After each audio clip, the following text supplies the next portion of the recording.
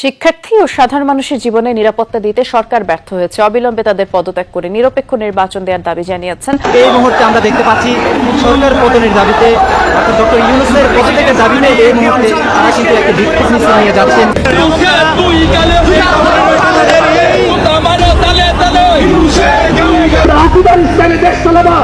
আর আমরা সেটি বন্ধ, ওদেরকে আমরা ক্ষমতায় থাকতে দিব না।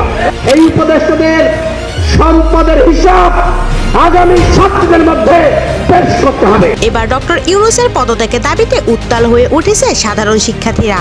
এই মুহূর্তে তারা ডক্টর ইউনূসের বাসভবন যমুনা ঘেরাও করে 3 দফা দাবিতে আসিফ নজরুল ও আসিফ মাহমুদ ও নাহিদ ইসলামের পদত্যাগ জানিয়ে আন্দোলন মিছিল করেছিল। আর এই আন্দোলনের ছত্রভঙ্গ করতে পুলিশ লাঠিচার্জ, টিয়ারশেল আর গুলি বর্ষণ করে। এতে ক্ষিপ্ত হয়ে পড়েছে সাধারণ শিক্ষার্থীরা। আজকে আপনারা দেখছেন এই পুলিশ লীগ আবার হামলা করছে আমাদের উপর। এছাড়াও নানা অনিয়ম ও বেতন না দেওয়ায় ক্ষিপ্ত হয়েছে গার্মেন্টস শ্রমিকরা। রাস্তায় তারা আন্দোলন কর্মসূচি পালন করার পর এবার সচিবালয় ঘেরাও করার কর্মসূচির ঘোষণা করেছে শ্রমিকরা জানিয়েছেন যে অনিয়মের জন্য শেখ হাসিনার পতন ঘটিয়ে ডক্টর ইউনূসকে চেয়ারে বসিয়েছিলাম। এখন সেই ডক্টর ইউনূসই আমাদের সাথে দুর্নীতি আর অনিয়ম করছে। আমরা অবিলম্বে ডক্টর ইউনূসের পদত্যাগ চাই।